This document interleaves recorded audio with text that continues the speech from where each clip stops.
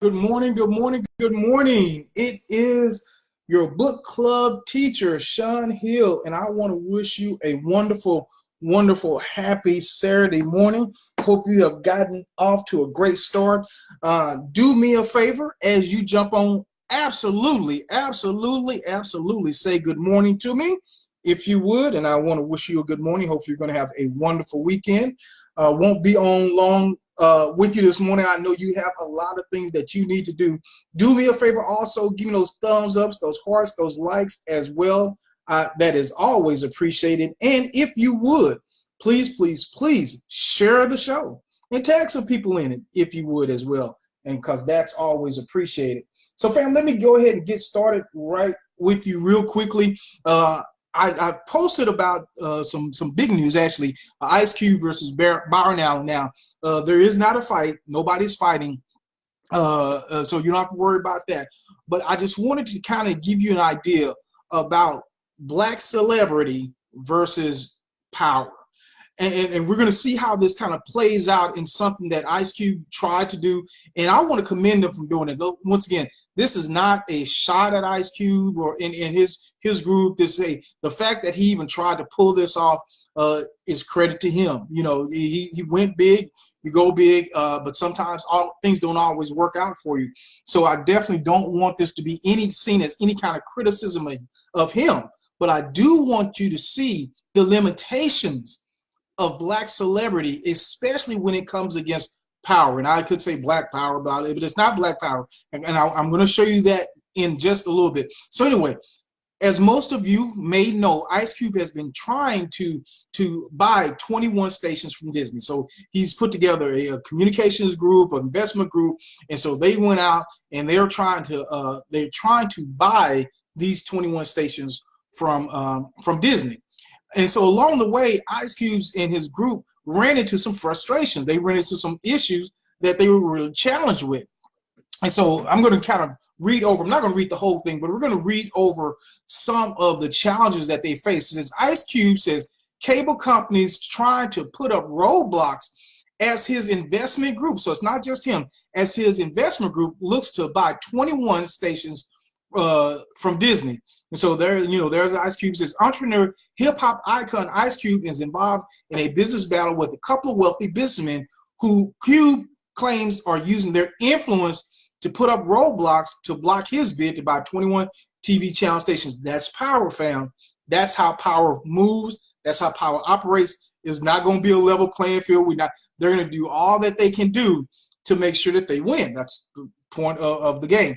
Cube has strategically put together a group of investors that include Magic Johnson, celebrity, Will Smith, celebrity, Snoop Dogg, celebrity, Serena Williams, celebrity, and billionaire Carolyn Reflin, I don't know her, investment banking, the Macquarie Group, and private equity Centerbridge Partners. Disney is looking to sell the 21 channels for $10 billion. Okay, a lot of money. So Ice Cube was able to his credit, to put together a very strong group. We got some billionaires, we got some investment bankers, got some private equity. So really, really strong group. On April 12th, 2019, the Big Three released a statement that is filed. The Big Three is Ice Cube's company, that has filed complaints with the Federal Communication and the Department of Justice against Charter to have the FCC investigate if the company violated the carriage discrimination rules. Understand, fam, this is kind of what we talk about all the time. A lot of times we push, and you should. There's nothing wrong with black business. It's very important. You know, black business is very important. But also, you see where even black celebrity and black businesses have their limitations, and and it's not just one-on-one. Now they're having to go to the government. Well, that's politics, fam. That's politics. It's not just, oh, I'm going to get out here and I'm going to do me and we're going to do this. When you move to a different level, you need politics. That's just the way things work. Because guess what? The other companies are using the same politics. So you have to have that piece of your game. So it just can't be do for sale. It just can't be, I'm just going to push through and we're just going to get this thing and forget about politics. Okay, so now that I've said that, the rule is in place to allow minority owners to compete in the auction. Ice Cube shares in his statement that the Big Three is not a part of the good old boys club, and that's why it's not given a fair shot. Well, it says, and his quote is, the Big Three is not a part of the good old boys club, and that doesn't sit well with a company like Charter, which has been called out many times for unfair treatment of minority organizations and for consistent disregard for its customers. So he just threw that in there. In response to our filings, Charter says they're willing to talk to whomever. Like, look, we'll talk to anybody. No problem with talking to anybody, but selling to anybody is going to be different. Maybe we'll see. So they say we're talking to other, but Ice Cube goes on to say that they've done everything to keep us from owning the RSNs, and that's why we've asked the FCC and the Department of Justice to investigate. Once again, this is politics. You can't do one without the other. On some level, you can. On a major level, it's just not going to work. Okay, the Big Three has a very strong and profitable plan to re-image Fox RSNs. We want to build a national platform for programming that brings people of all races and genders and backgrounds in front of the screens and behind the scenes. That is wonderful. I'm just going to go through companies like Charter want to keep the old world and will bend the rules to do business with the same people in the same tired way. What's good? This sounds great that he's saying this. I don't have any problem with him saying this, and it's probably true. But just because somebody says something doesn't mean that's going to have an effect on them. So anyway, the Big Three co-founder Jeffrey Kawantz also spoke on the matter. We made Straight Outta Compton and Ride Along with Comcast Universal, and we've done business with Warner's since Friday. So we know that they can make decisions based on good business, regardless of the message or the messenger. We can't say the same about Charter. Okay, so they say, hey, you know about one, we don't know necessarily about the other. And so that's Ice Cube's complaint. Look, I've put together a great group. I've done what I could try to do. I've had success in the industry, so I've gotten success. I've got business people who had success. LL Cool J is part of this. Magic Johnson's part of this. Big names. So I've done what I can do, and I still feel like I can't move any further without some help from the government. So look, I'm gonna need y'all to kind of look into this and investigate. So how does Byron Allen get into this thing? Well, let's kind of go over here. And this is as of yesterday. Ex-comedian Byron Allen elbows his way into $9.6 billion sports deal. I don't know if I like elbow, because Byron Allen is a very strong businessman in and of himself. So he's the owner of the Weather Channel that he bought for $300 million. So it's not like they just got some person off the street to just kind of be. So I don't know if I really like this. Is Bloomberg. So I think there's kind of a little shot at Byron. They will probably say it wasn't, but I kind of think it is. But nevertheless, though, you know what they say, don't let your money get mad. So I'm sure Byron probably doesn't care about how it's phrased. He's just saying it. Weather Channel owner lobbied Sinclair. Sinclair is a huge media giant to join the acquisition. They are very valuable assets, and they're hard to come by. Understand what just happened, fam. So Ice Cube's complaint was, hey, you're not dealing fairly with minority businesses, minority contractors or offers. So what Sinclair does, they go out and get them a minority. Say, look, we have a minority on our group.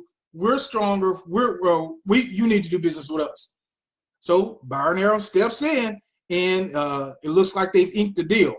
Byron Allen, the one-time comedian and TV host who's building a broad-based entertainment empire, is now one of the backers, behind the biggest deal in sports media in years.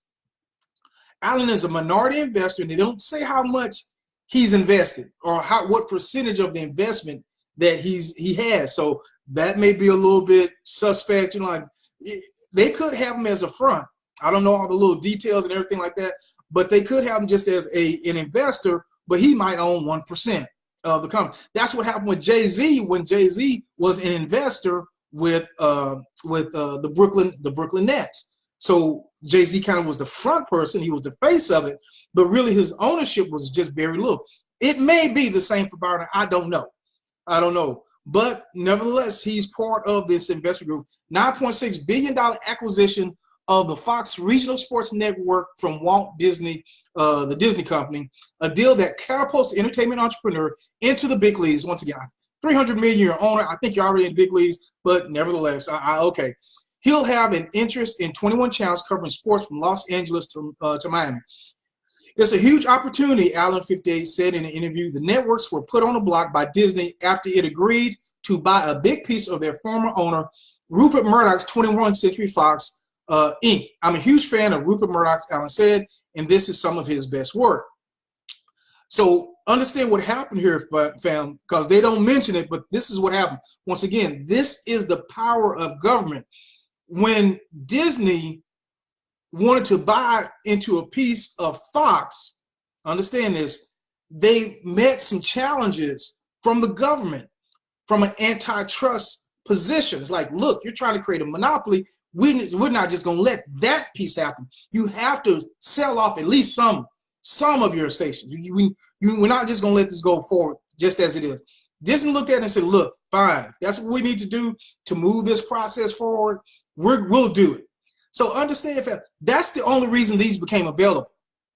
That's it. That is through government. It's through government. It wasn't just the fact that Disney said, well, you know what? We need some extra cash and we can sell these 21 and we can get, that's not how that happened.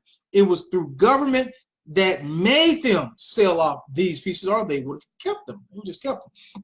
So the acquisition announced Friday is one in a series of bets Allen has placed recently. Last year, the Los Angeles-based businessman who started his company 26 years ago on his kitchen table paid $300 million to buy the Weather Channel. Allen said he's known this, and this is also a very, very important lesson. It's not just about building a group, coming together with a group, but it's also about your connections. It's also about who you know. It's not always a matter of what you have. Many times it's a matter of who do you know. He said he's known Sinclair chairman David Smith for 3 decades. Now we just met. Now we just put this group together. Now we're going to hit this lick and make this money. They've known each other for 3 decades, helping lay the groundwork for the partnership. He was sold Smith his first syndicated show, Entertainers with Byron Allen, when Sinclair had just had 2 stations. So these two have grown a relationship together. And that's power. See, you can't just recreate that. I don't care how, what money you have, what people you know, that's built over time. That's a relationship. That's how wealth moves. They're in that area. Allen continued to provide Sinclair with syndicated shows. Decided we're not going to sit out. We definitely want to be a part of it. He said we campaigned and we were able to strike a deal with Sinclair. As part of the agreement, Allen will provide content for the sports network. He declined to say how much he invested in the project, so that's kind of interesting. Justice Department required Disney to sell properties to win approval for the $71 billion acquisition of Fox Entertainment assets. So understand what I'm talking about. Power.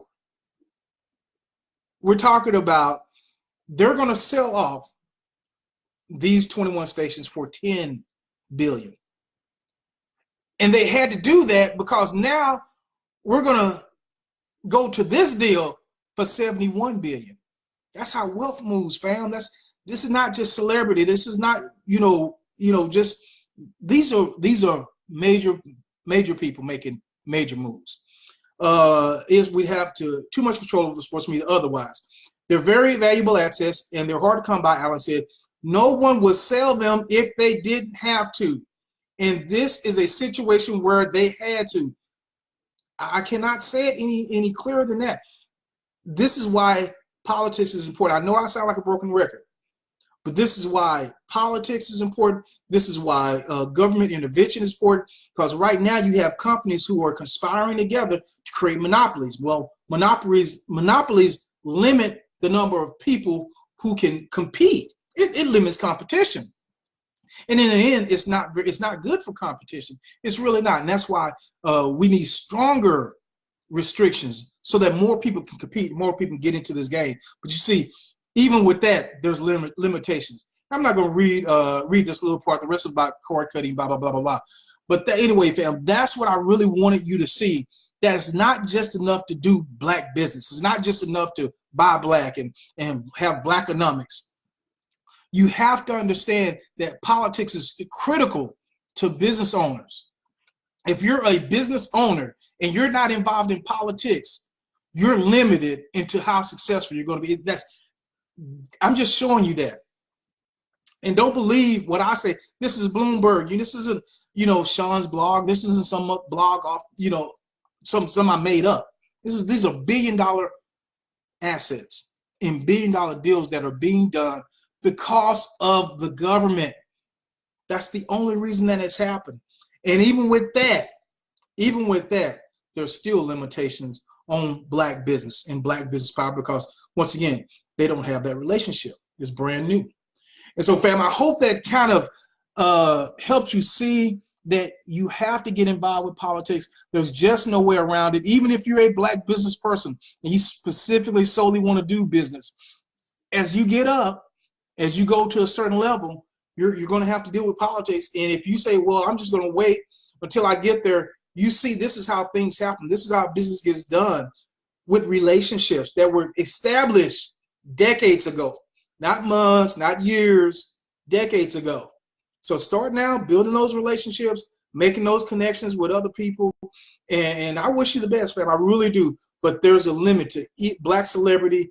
And if you want to call it black wealth, we can certainly do that. There's not a lot of it, but we certainly can do that. But there's a limitation. Anyway, all right, fam. And of course, this also shows you reason, as I always keep adding them up. Reason now, I think I'm on reason number 1004 why we need reparations. Because if you're the only person trying to move into an area, you're going to be limited. This is what Yvette Carnell says. It's very true. You need some wind behind your back. You need a group of people that can propel you forward. In our communities that don't have the wealth that we can support each other on this level. You have those tools infused, but you want to have a whole community of people that have your back and have wealth and that can support you. And the only way we can do that right now is with reparations. So if you would, right now, I think we're up to, last time I looked, we're up to, drum roll please.